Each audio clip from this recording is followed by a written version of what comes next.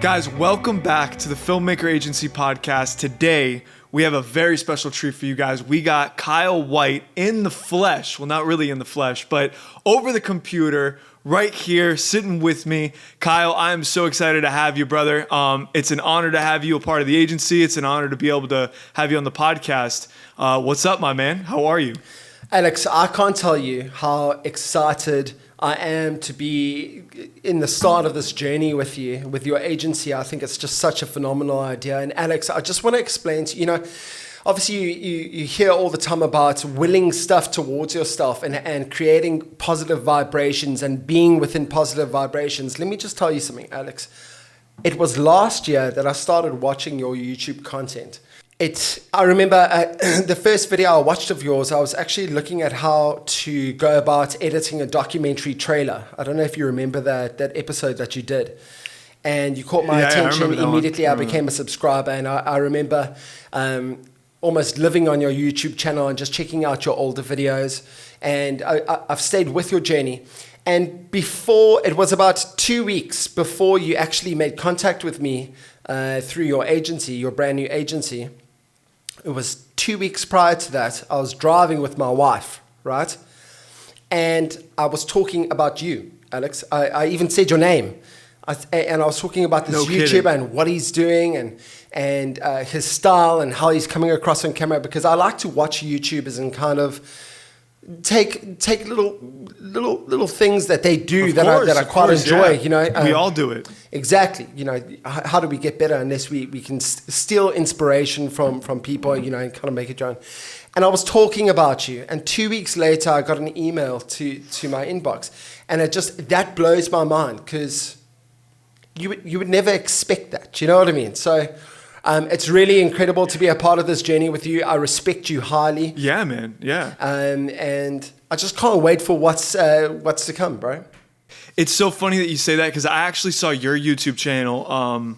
I want to say, I don't even know, probably like 6 months before I started the agency. And I was like, God, this guy is pretty cool, man. Like, I think it was like you were showing like gimbal moves or something like that on one of you were filming like a girl or something. Yeah. And it was an awesome video. And I was like, damn, this guy's like really freaking good. And then I saw a thumbnail that you put together. I saw the thumbnail and I was like, dude, this guy's thumbnail is money. And I was like, this is freaking awesome. Real quick, I wanted to ask you, just so the people know, talk to me a little about who you are, what you do, and who you are and what you do in the industry, really. Okay, so I'm from South Africa. I've lived here my whole life. Was born here, and how I got into the industry of creating videos and video production is I actually started out on radio when I was 16 years old. I had this big dream when I was in my teenage years of becoming a TV presenter. It was at the time when Idols and Big Brother came out here in South Africa, and it really inspired me. I just wanted to be a TV presenter. So that's something that I pursued. And in my early 20s, I did a bit of TV presenting here in South Africa. And it was during that time that I got involved in the actual production of the videos. And I started out as a production assistant on my show that I was presenting, and I eventually became the production manager of the show. And I just really enjoyed it. I loved the whole video creation process from the start right till the finish, till it airs. Once my last TV show came to an end in about my mid-20s, I didn't go to university. When it comes to TV shows, if you're an on-camera presenter or an actor and your show comes to an end, it doesn't necessarily mean that you're going to move straight on to the next TV show. That's just not the way it works, right? So what happened when my last show came to an end, I kept going to auditions trying to find myself a show, and it just wasn't happening for me. And anyway, long story short, I ended up working at a call center selling policies to people. It's the worst job in the world. Listen, for me, I'm not saying it's the worst job in the world. I'm sure there's a lot of people that do really well. I get it. There's a lot of people that do well, and it's great. It just wasn't for me, if you know what I'm saying. So one thing that I wanted to ask you was, like, what was the mindset being in that call center, working day in and day out, and how the hell did you endure that? But how did you get out of that? So listen, that period in my life was incredibly difficult. You know what, Alex, actually, to be honest with you, I feel like that period, looking back on it now, it was such a humbling experience for me, because in my early 20s, I was on TV. You know, you especially at that age, getting an ego is something that's quite easy, you know. So I feel like working at the call center really brought me down to earth. Just do a bit of reflection, which we all need to do in our 20s at some point, you know, whichever way. And it was during that time as well that my brother, who was actually a carpenter at the time, like laying people's decks and doing indoor like flooring, he picked up a camera, just picked it up and just started taking pictures, found enjoyment in it, taught himself off YouTube. He started a wedding photography business, which he still does to this day in Scotland, and he does extremely well. But he showed me a few things, showed me the ropes. I took an immediate interest to it. Obviously, you know what it's like when you start. Do you remember when the 5D Mark II came out and you could record video on that camera? It was like mind-blowing, right? So at that stage, I bought myself the Canon 550D. In fact, I still got it here. It sits there on my mantelpiece because I look at it most days when I walk into the office, and it's just another source of inspiration because it lets me know where I've come from, you know. But anyways, my brother showed me the ropes, and I bought my own little camera, saved up, and I just started shooting everything and anything. Bras, birthday barbecues, birthday parties, and then I started getting a bit better, and I got invited to do a christening and to do a wedding, but all for free, you know, like free stuff. And then it just one day, one of my friends had recorded a track and he was playing it for all of us. And I said to him, "Can I shoot a music video for you?" And I had no idea what I was doing. And that very weekend, we shot a music video over 2 days. I edited it like overnight, and I was extremely proud of this piece of work. It's still on the internet.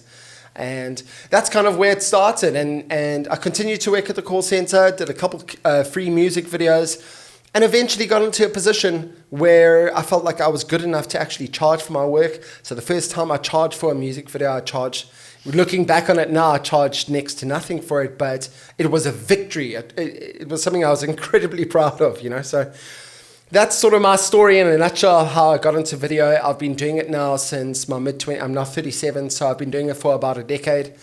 I still do music videos. I know a lot of people, as filmmakers, you know, we start out typically in music videos, and people generally leave and move on to do commercial work and I've just that's been my base, is music videos here in South Africa. And it's something that I just really enjoy. And it's something that makes me very happy. Do you know what I mean? So, you know, it's a beautiful story, man. And, you know, one thing that's been a theme lately in my work and everything that I've been doing is this almost like this need to fail, this need to endure this hardship or whatever it is that you come across in the beginning of your career, because it's so important for, like you said, humility, but also for just being grateful for whatever it is that you do become or whatever it is that you do accomplish in your life, because it's one of those things that allows you to get better, and it allows you to be humble enough to look at yourself and be like, okay, well, I'm not necessarily exactly where I'm at, but I know where I want to go and I know what I want to become. So can you talk to me a little bit about like what you would tell somebody that was maybe in a position where you're at, maybe doing a job that they don't want to do, maybe doing something that they hate, but they have a passion and they have something they want to grow for or go towards. What would you tell somebody?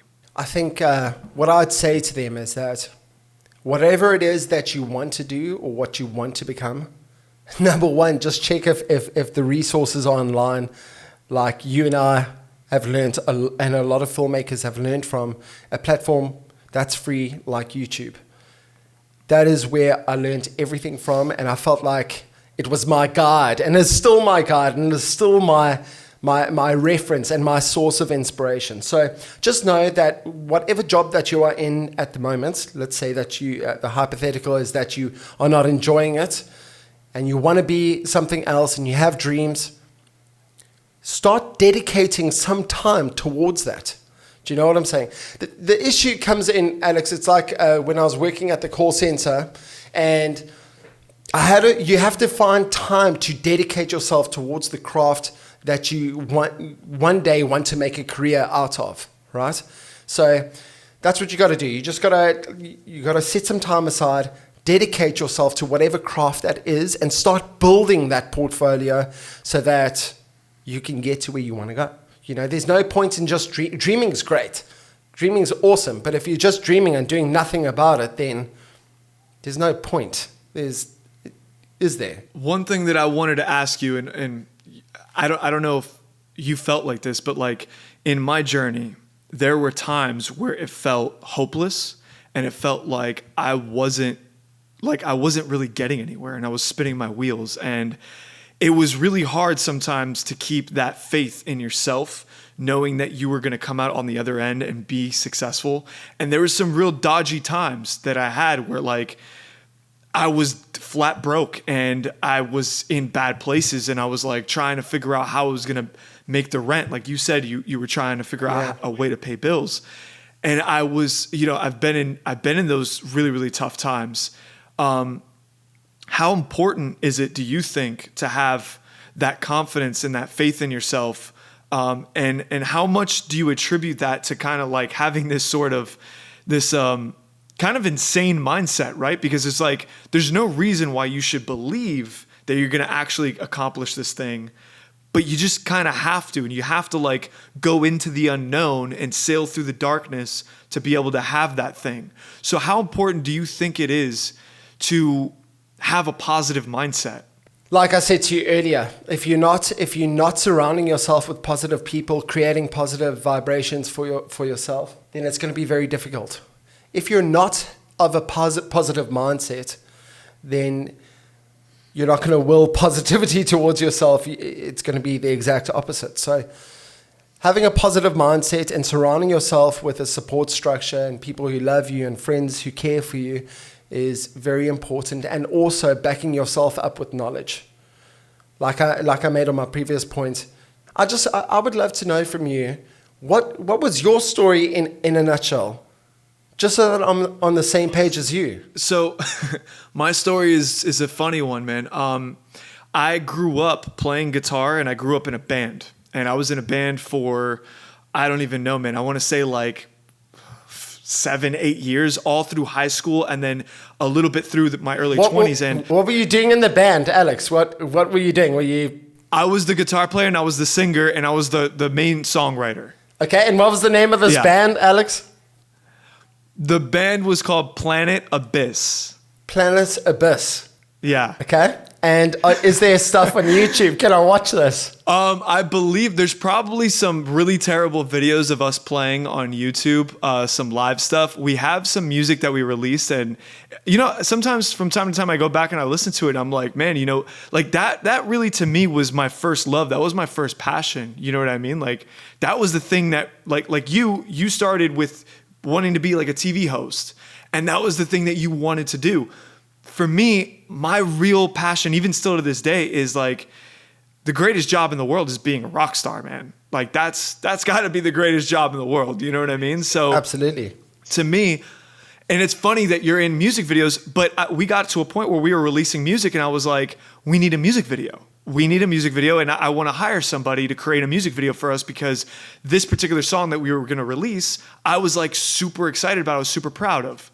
So I was like, okay, let's start looking for somebody to hire to do a music video.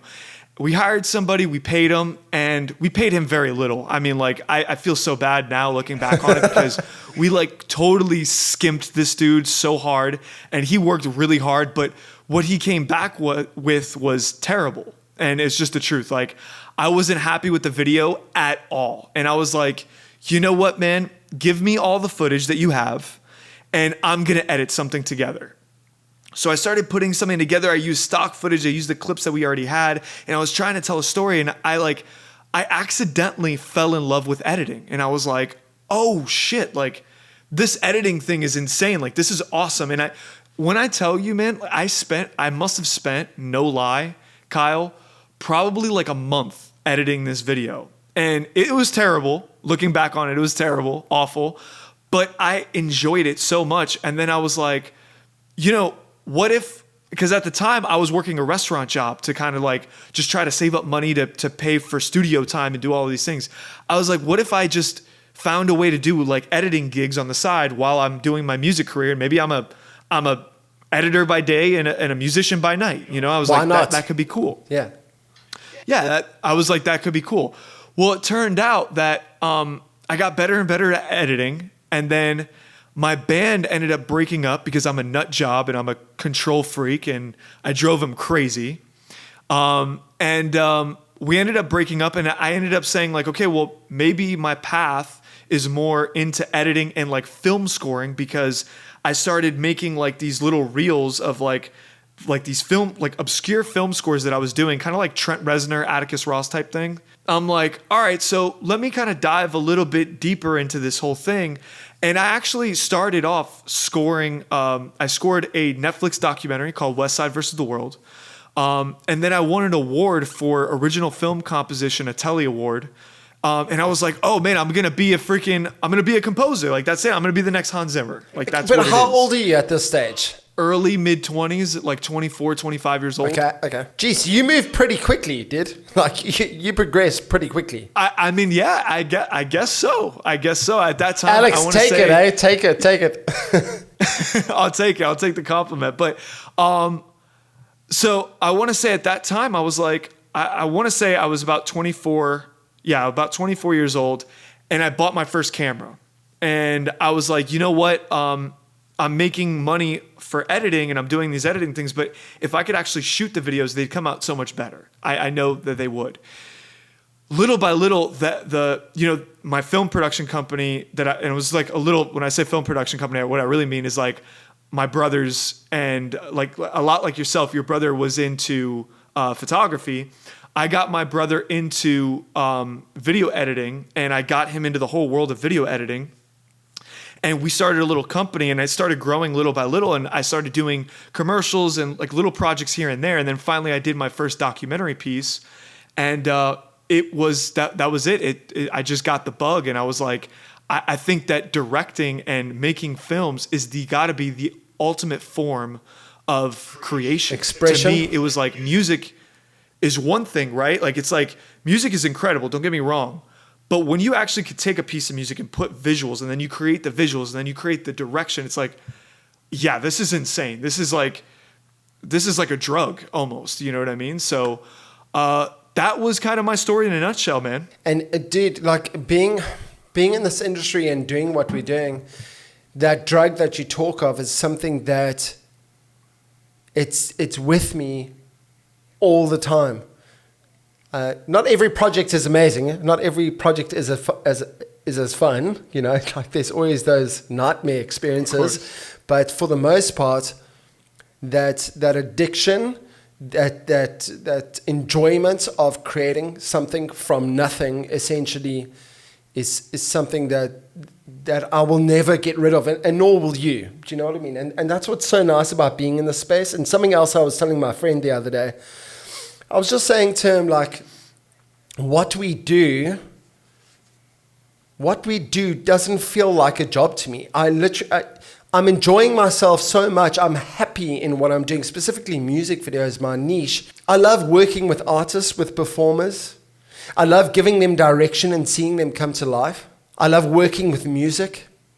I love a lot of times a song could be great, but it can be even better with a great visual. And I love, in some way, being a part of an artist's journey. An artist's journey is not easy a lot of the time. You know, they go through a lot of trials and tribulations, just like any other career, just like you and I within filmmaking. And to kind of like be a little piece of their journey means a heck of a lot to me. And it's something that I'm very proud of. So I don't think, it's like I was saying earlier, most people, they get out of film school or high school and they go into filmmaking. They start out in music videos and they move on from there to movies and bigger things. I don't even, and I have done and I still do other projects, especially freelance jobs that I don't put on social media. But I don't think I will ever let go of doing music videos, and because that is when I am most happiest. You know what I mean? Well, man, I got to say that you have such a knack for it. Like, I watched some of your stuff, especially on Instagram, dude. And like, there was one video you put out recently. I think I reposted it, or I had one of our editors repost it on the Filmmaker Agency.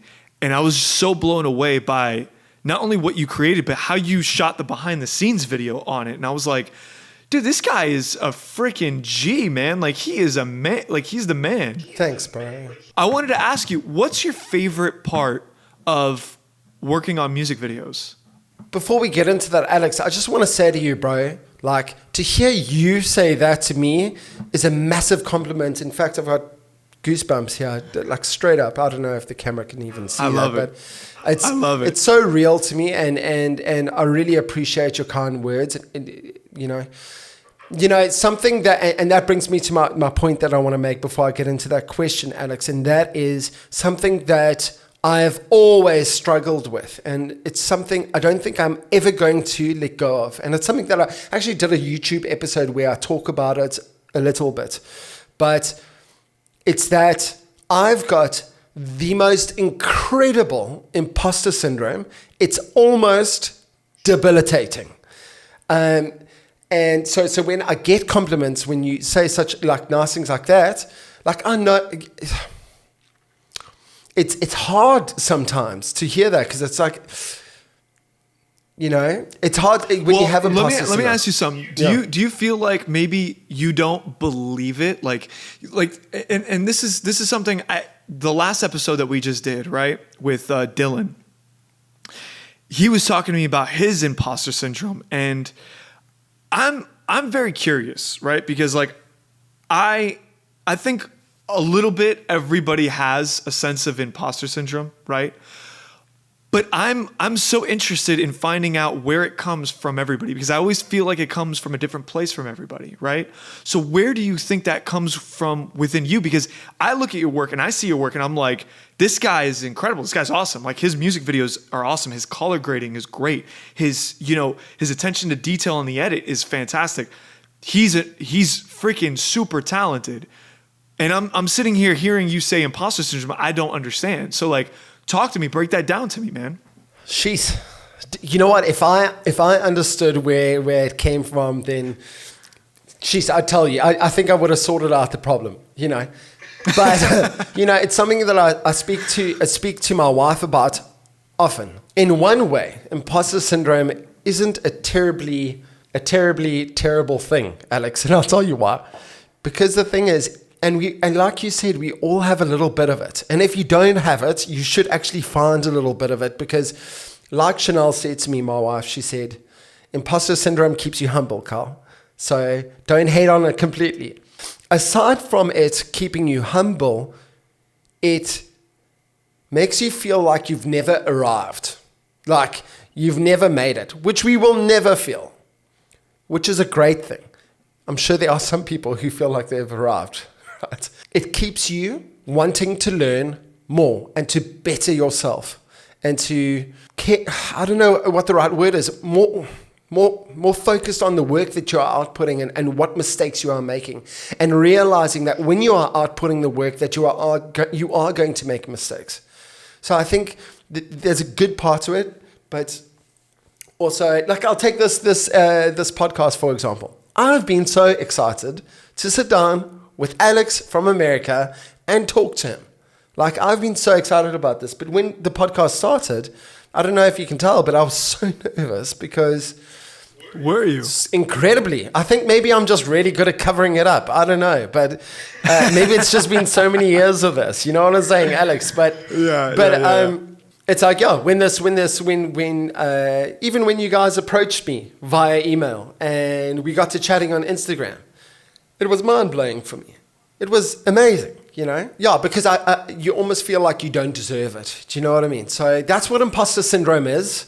And it can be something that's very difficult to navigate. But like you said, you didn't even know. So great. I obviously cover it up extremely well. I mean, you do a fantastic job. Alex, do you ever get on set ever and you feel like, wow, okay, maybe I'm not the right guy for this job? Are they sure is the client sure that they've picked the right person? Have you ever felt like that? Maybe like really early on in my career, but what I've grown to understand about myself, and I'm sure that you have this skill too, is that I will never, ever not do 100% my best.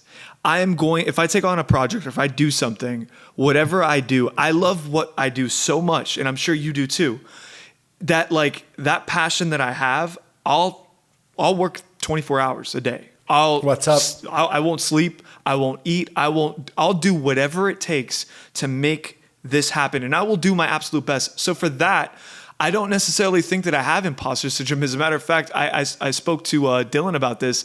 I have like dumb confidence where like I go into projects and I'm like, I have no business. Like in retrospect, I'm looking at it. I'm like, I have no business taking that on, but I did it. And you know what? I didn't sleep and I put my back up against the wall and I got freaked out and frustrated and you know, whatever it was. But on the other side of that came such growth and such incredible experience. And I feel finally this confidence and this steadiness where I'm like, oh, I could do anything.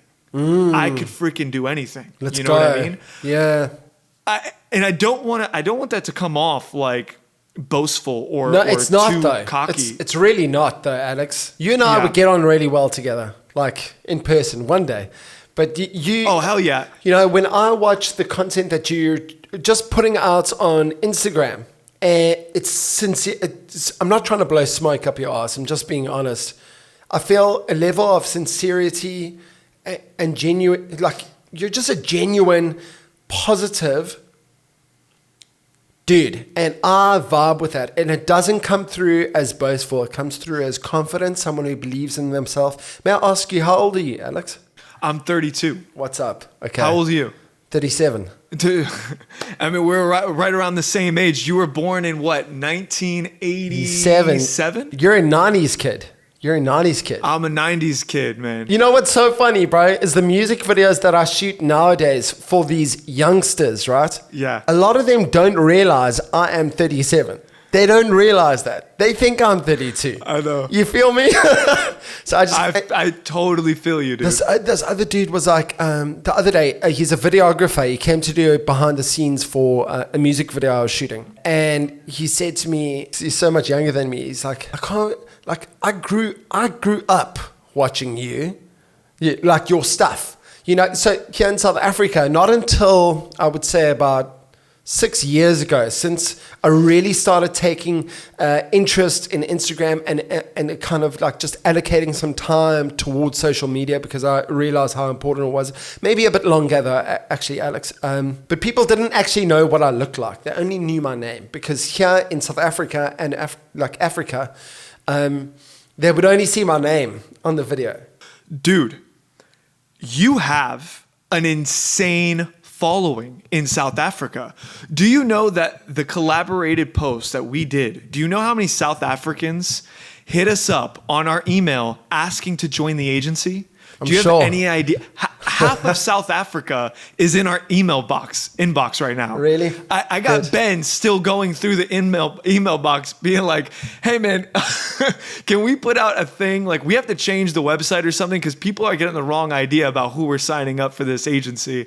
It's been insane, dude. You have a serious following in South Africa. Cheers. But go on. I didn't mean to cut you off. No, I did. Like I'm just surrounded by really good people. The music and the people that are involved in the music here in South Africa are just incredible. The amount of talent that comes out of this continent that the rest of the world is realizing is mind blowing, and I'm just like, I'm so stoked to be a part of it, and I'm so stoked to have so many people that follow me like blindly, and I love that. And Instagram is one of those places where I get to connect with the people that follow my work, and where I can, I go into my messages or message requests, and I go and do voice notes so that I can be a little bit more personable, but just like lovely people, kind people. So yeah, I've been very fortunate in that regard. And yes, yeah, you guys are going to get some messages. Yeah, man, we got so many people, and I was so shocked, like how strong of a community that you have in South Africa, and how much people love your work. By the way, like love your work. Did you see all the comments on that post? Not all of them, but maybe. The one where it said signed. The one that says signed, hey? Yes, I tried to go onto it and respond to the comments. I think I hit most of them. Man, it was like, I was so shocked. I was like, oh my God, like all of South Africa is congratulating you right now. Like it's incredible. And it was amazing, man. And that to me, it spoke volumes even without meeting you. I was like, okay, this guy, he's not just talented, he must be somebody that people like, and he must be a personality that people really get behind, because for them to feel that strongly about it, to say all of these nice things, there wasn't one negative comment. Oh, that's it was beautiful. all positive. That's really and it's just nice. a beautiful thing, man. It's really kind. Yeah, geez, I'm getting emotional, bro. I'm very, very proud of that. I'm proud that people can feel like they have somewhat of a connection with me. And I think I can attribute most of that, Alex, honestly, to, we spoke briefly about I mentioned the 5D Mark II when it came out, and the Canon 5D Mark II, and how excited we were that we could record video, and with the Canon T2i and 550D, and how exciting of a time that was. At that time in South Africa, no one was really filming music videos. So, I mean, this sort of breakthrough, start of this era it was 2010. It was around there that it happened. And that's when I started getting into this video making thing, obviously, with the Canon 550D. But, so like I said, there weren't many people shooting music videos. I think there were two main competitors that had 5D Mark IIs that were cleaning up. And I started doing more and more research, and I was like, these guys have the market. Like, this is when I was doing the free music videos, right? And like, I watched these guys work, and they were good for me at that stage in my career. And I was like, I can do this. So, and then I feel like that's when I didn't have imposter syndrome, because I had nothing to, like, you had no portfolio to speak of. So you were just throwing caution to the wind. You were just kind of going for it. Yeah. Let me tell you another funny story, Alex. When I first started out, right, shooting those free music videos, and I still worked at a call center, my girlfriend at the time, who's my now wife, and about to give birth to my second daughter in 2 weeks' time. Congratulations, man. Thank you, G. Congratulations. Thank you, bro. I'm so excited, man. She was an article clerk, an attorney, qualified attorney. And when I got that first gig where they paid me to do, it was like super low amount, but at the time it was mind blowing for me. I was like, they're going to pay me this much to shoot a music video. This is crazy. And I went to my wife and I said to her, right, I've got my first paid gig to shoot 2 music videos for this one client. I am resigning next week. I'm going to resign. And she was like, huh? Like, how are you going to pay bills? I was like, no, I'm going to shoot these music videos. We'll make money. I'll pay for rent next month. We'll be fine. Dude, within 6 months, she quit her job. Remember, she studied for 4 years. But within 6 months, she saw how well the business was doing. I mean, it was that quick of a turnaround. She quit her job, and now she produces all of my music videos with me. And she also owns herself. She owns her own studio called Phoenix Studios in Johannesburg. So she just left her line of work. She saw how much fun I was having. She was seeing what we were creating with this tiny camera. And at that stage, there were no fancy gimbals, or I had a glide cam. I had a glide cam 2000. I remember that. That was my first investment. My second investment was a 1/2 meter, so like super small slider for dolly shots. You know, looking back on it now, that pride that I feel also just invigorates me and inspires me even more to keep the journey going, because I know that there's more stories to be told and more stories to come about. So it's just, yeah, dude, it's just been wonderful, man. That's such a beautiful story, man. Honestly, like, to me, I hear that and I'm like, that's what this life is all about, man. This life really, to me, in my opinion, is about looking at something that you want to do, trying to make a better life for yourself, taking your partner on that journey with you, and then creating this beautiful life. And now you're about to have your second kid. Yes, yeah. I mean, I sent you that video of my daughter Harper. So cute, man. Yeah, so cute. So she knows I've got a YouTube channel, and she's like very proud of it. So when I'm sitting up in my little office here, she comes, she takes a seat, and I actually set up my lighting according to her, looking in the camera. And it's always so much fun. It's just like, and she's got the chops, bro. She definitely has the chops. Now, because Daddy does these little YouTube videos and she's seeing it on TV, she's about to turn, well, not about to, she must slow down. She's going to turn 6 in October. But now we'll be going for a walk, right? With the dogs. And she'll be like, Dad, take out your phone. We've got to do a YouTube episode. I'm like, okay, babe, what is today's YouTube episode about? She's like, no, we're gonna take them on a safari. I'm like, but we at the beach. We're not at a game lodge with lions, my girl. She goes, no. We're gonna show the people the shells and the jellyfish that wash up here on the beach. She is incredible, man. Like, that's awesome, man. I'm really excited for her.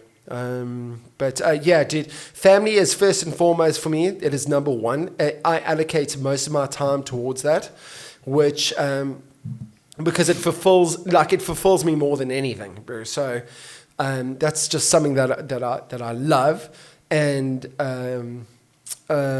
yeah, it's just like a huge source of inspiration for me. And that brings me to our next thing, which I want to ask you a few questions about, actually, bro. And that is that, you know, I know that you have a family as well, and I want you have to tell me a little bit more about what your family dynamic is. But it goes along with this question for you, which is, and it's something that I'm struggling with. Like I said, I allocate a lot of time to my family, but I'm finding it very difficult to run a business. Okay, running the business and family is cool, but it is, and Instagram content creation for that can be difficult. It can be time consuming at times, but I can squeeze it in. But now creating YouTube content, which is something I enjoy, but takes up a lot of time, especially at this very elementary stage of my channel. It's like a baby, right? It's you know, it's got a long way to go. I've got a long way to go as a presenter, you know, and finding my style and trying things and figuring myself out. I am battling to find that time, to allocate that time. You know, ideally though, Alex, I would love to only do YouTube and do music videos that are only the ones that I want to do. Not just because I want to do to keep things going and to, you know, I want to do just that and do only things that really inspire me outside of YouTube. That's what I would love. It just looks like from looking at other YouTubers, it looks like a phenomenal lifestyle because you're still doing what you're enjoying. You're connecting with an audience. You're building a community. And, you know, but it's very difficult to get to that place, right? I mean, and I want to know from you, what is your story? Where are you sitting at the moment? And what is your family dynamic like, you know? So family dynamic is interesting. I've been with the same girl since I was 18 years old. Same as me. And yeah, dope. Same with you? Yes. So It's funny because you said your wife is a producer for you. My wife is a producer, but for another company, for Chewy Studios, so the dog brand. It's tough, man. I'm going to be honest with you. It never feels like I spend enough time with family. It never feels like I spend enough time with my soon-to-be wife. I do have a lot of family, and I do have a lot of family that I really don't see that much. But I'll tell you one thing. For a long time, I was doing only client work, and there was a moment where I realized that, like, I'm doing all of this stuff to make other people money, and whether it be corporations or whether it be social media influencers, or a lot of the time I was doing sports videography for athletes and stuff like that. And I don't know if you know this, but I was preparing a docuseries called All the GOAT. I pitched it to every major streaming platform, and one by one we got denied. And I put in probably $100,000 of my own money to produce that, and that consumed my life for like a couple of years, and honestly put me in a pretty bad spot because I was so confident that, like, to me it was the most amazing thing I've ever done. And I don't know if you've ever seen the trailers or anything that we've done for that, but it's really freaking good, man. Yeah, we pitched to all the major streaming platforms and we got denied one by one. And I caught a moment where I was like, I'm spending all this time investing in other people. Why the hell don't I invest in myself? Like, why don't I do that? And I was like, I swear to God, I could do this YouTube thing. I have so much experience and so much real life experience that I could give to people, and I could share, and they could gain from that and save, honestly, years of their life. Because I'll tell you right now how to pitch to Netflix and save you $100,000 and years of your life. And you could probably get it done in about 2 weeks. So, like, I thought to myself, I was like, I got to do this. And then there came a rock bottom moment where I was doing a corporate job out in San Francisco, and I got robbed of all my gear. It was like over $20,000 worth of gear that got stolen from me. And it was one of those moments where I was like, man, okay, this is like one of those defining moments in my life. Wow, dude. We were in San Francisco, which I don't know if you know anything about San Francisco. San Francisco is like Gotham City. It is insane. It's just insane. I kind of knew this going into it, but I was just such an idiot. Me and my cousin, we were out shooting a job in San Francisco. We stopped for coffee. We literally walked around the block 5 minutes. We come back, glass broken, all of our gear taken out. Probably, I want to say like $25,000 worth of gear stolen. It was heartbreaking. It was gut-wrenching. But at that point, that was probably one of the worst rock bottom moments, but it was actually one of the most beautiful moments because it made me realize, I was like, okay, something's got to change in my life. Something I have to change, I have to do something different. And that's when I decided to start the YouTube channel, because I was like, I want to be able to share my experience, share my knowledge, because I don't want this to happen to other people. Something as simple as like, hey, listen, when you go on an airplane, don't check a bag. Make sure that it's all in the overhead with you. When you go to San Francisco, please do not walk away from your car while you have all that stuff with you. You know what I mean? So yeah, so that was the turning point where I started the YouTube channel. And let me tell you something, Kyle. And I said this on my last podcast with Dylan. First year YouTube was brutal. It was so rough. I got barely any views. If you saw that video from me, how long ago did you see that particular video, the how to edit a trailer documentary? Must have been last year, third quarter of the year, I think. Okay. So yeah, you found that one. You found that one probably when I started seeing success, but it was really rough, man. Like, I was putting out videos that was getting like 50 views a video. It was like so brutal. Wow. Yeah, it was rough. And I was like, do I continue to take this abuse right now? Or should I give up and just go back to just doing, full-time, all-in client work? And I was like, you know what? No, like, I'm not going to give up. I'm not going to stop doing this. I'm going to just work harder. I'm just going to figure out what the problem is. And it wasn't until my second year I went from 1,000 subscribers to 15,000 subscribers, and now we're in year 3. You're like over 30 or 40,000 now, aren't you?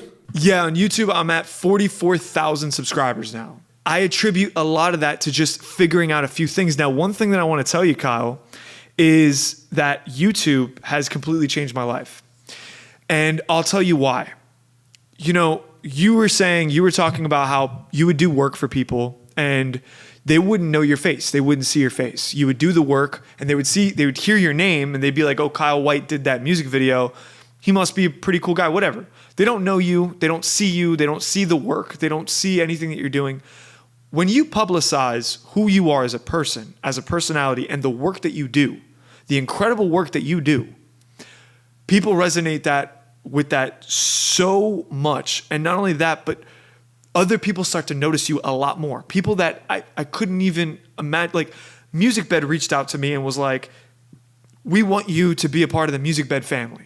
We want to do a whole write-up on you. Black Magic reached out to me and was like, we want to do a whole write-up on you. Talk to us about Law of the Goat. Talk to us about everything that you're doing. And that was all stemmed from YouTube. And it's just because not much really changed. It's not like I went from like being this level of filmmaking to like this level of filmmaking. It was the same. My work was the same. It was just that I showed my personality and I showed who I was as a person and my work and how I went about doing the work. And that's what really started exploding my kind of YouTube career. And now I make a lot less money from YouTube than I did when I was doing client work. But the opportunity that YouTube has given me in brand deals, in other avenues and other things, and meeting new people and new relationships, I'm now launching. I launched the agency, but I'm now launching a new company. It's like a reference company called Film Vibes. I don't know if you're familiar with like Shot Deck or Frame Set. Yeah, very much so. Yeah. So it's like that, but on steroids. And I'm not really going to go too much into it right now until we release it, which should be either probably at the end of this month or next month. But I'm extremely excited about that. And that was all brought from YouTube. That came about from YouTube. So it's like, you know, if you compare apples to apples, right? If you look at it and you're like, as Kyle White, you're like, well, music videos probably makes you the most of your money. And then YouTube is not going to replace that completely. But what it does is it gives you this opportunity and this vehicle to literally do anything you want to do. Literally, like anything you want to do, Kyle, you can do it now because you have a voice and you have connections and you have a following and you have people that believe in you. You know what I mean? I mean, the thing is, you know, for you to get into a position where you grew so much in your subscribers, just for me, some dude in South Africa sitting on my couch at night time and on the YouTube app on my television and seeing, Alex, I just watched one of your videos and you got something scheduled for now. Like, what is going on? Your output shows what type of person you are as well. Bro, once again, I'm not blowing smoke. I'm just being honest with you. You've got what we call in South Africa, in Afrikaans, we call gees.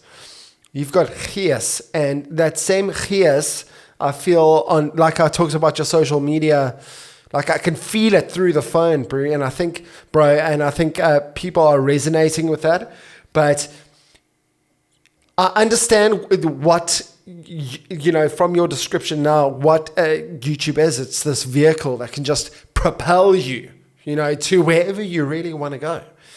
Now, just in my position, I mean, you know, I both know my YouTube isn't where I want it to be because, you know, I'm probably not putting out as much work as I need to be doing. And in fact, I'm recording another episode after this, just my links. But what I wanted to say to you is, even from my smallish following on YouTube, and I'm not getting views like you, at least yet, but even from just doing the few videos that I've done thus far, I've already seen how brands have reached out to me already. Like, I had Zayun Tech send me a gimbal. I had Small Rig that's lighting this send me a light. I had Aperture Infinity bars. Like, guys are willing to give me like products or motion VFX. Oh yeah, you can use our plugins, you know. But that's just where it is at the moment. It's not paying my bills so I can say, right, I'm taking a step aside to only create YouTube content now. Like, just nail it. See but you know what the beauty of that though is, Kyle, is that like you're starting to get a taste of it, right? And you're starting to understand like, wow, this could be really awesome. But you know what's so funny is that it just takes 1 or 2 videos. It just takes 1 or 2 videos. Which video was it for you though that kind of sent you? It was like a group of videos. It was several videos. I noticed that when I had there was like 1 month where I had back to back. It was like at the beginning of this year. I think it was like February or something. And funny enough, I was like in the middle of a big documentary production for Karate Combat. And right when that happened, my YouTube channel really took off. It was like 3 videos back to back. It was the cinematography video, and then it was like a gear video, and then it was like another documentary video that like back to back accumulated like over 400,000 views or something like that with all the videos together. Wow. And at that time on my channel, that was like an explosion. And I was like, whoa, like what just happened? And then all these brand deals started coming in and like almost all of a sudden, huh? Like, yeah, it was like overnight, but it wasn't overnight because I put in the work, months and months and months of work and trial and error and failure to then finally, you know, the camel, the last straw on the camel's back broke, and I was like, oh shit, like this is what everybody's talking about when they're like, oh, now I'm, I guess, a quote unquote influencer now. You know what I mean? So, and what I want to tell you is that you have literally everything you need to have what it takes. You know what I mean? Like you have the personality, you have the work, you have the talent. To me, it really comes down to, remember that time when you were talking about with your wife, you were like, I got my first music video, I'm quitting next week. I know what you're going to say next. Like that's kind of what you got to do. It's kind of what you got to do. And listen, I would say for you, and this is my advice to anybody on YouTube, I wouldn't necessarily close out your client work and be like, oh, I'm done taking clients. What I would say is this. You need to first get that spark on YouTube. Boom, you get the spark and you start figuring out who your audience is and who, like what they want to watch. For you, your niche and your real focus should all be music videos. But what's the title and what's the thumbnails that really get people to click on it? If you could really analyze that and figure that out, and you can mass produce those videos like over and over and over again, and you understand the formula, that's when, okay, you could stop everything that you're doing because now you could produce videos that are over 10,000 views a video. If you can do that, Kyle, you're going to make a lot of money. And one thing, you know, me and Ben just had a meeting the other day. And one thing, it's funny because I actually brought you up in the meeting. I was like, we need to focus on getting Kyle some deals. Like we have to focus on this because he's incredible and just brands need to understand what he's got going on. And one thing that they said was, well, if you look at what brands are looking for, and this is something that everybody's got to understand, and I'm glad we're having this conversation, but what brands are really looking for is, number one, consistency. But number two, they're looking for your last 5 videos. How did they perform? How did they do? Are they getting over 5,000 views? Because if they're over 5,000 views, the conversation is now wide open. But if your last video was a month ago and it didn't break 5 or 10,000 views, and your 5 videos before that didn't break 5 or 10,000 views, they're a lot less likely to even have a conversation with you. Of course. You know what I mean? I understand exactly where you're coming from, but it's a because on the one hand we've got to pay bills and look after our family. On the other hand, if you don't allocate the time and kind of pull away from the business that is paying the bills, you're not gonna jet off, right? So I get that. I feel like I'm there.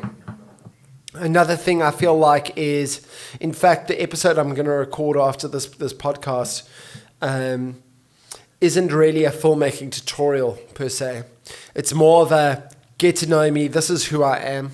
I feel like, and I'm being very honest with my viewers, because at the end of the day, I just want a community of people that like me for me, and I don't want them to just be here to be so I can teach them a lesson. I want them to hop on board. Let's become mates virtually, and let's become friends.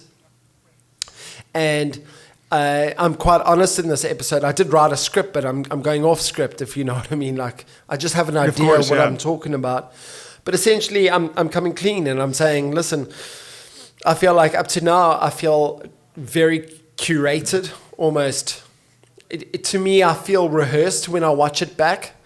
I mean, I can direct performers and actors, and so I can look at my own stuff and go, right, pull yourself away from yourself. What is not happening for you? What is not happening out of what you're doing here? Well, I don't feel like I'm engaging to my full potential.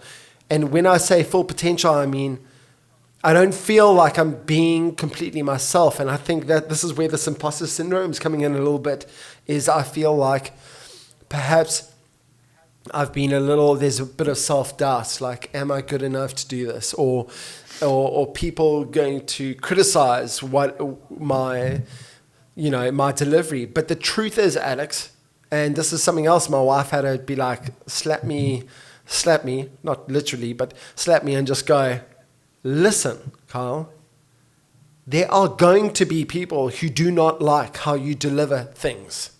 There are going to be people that don't like it, your style at all. But there are also going to be people that love you for you. And it's those people that you want.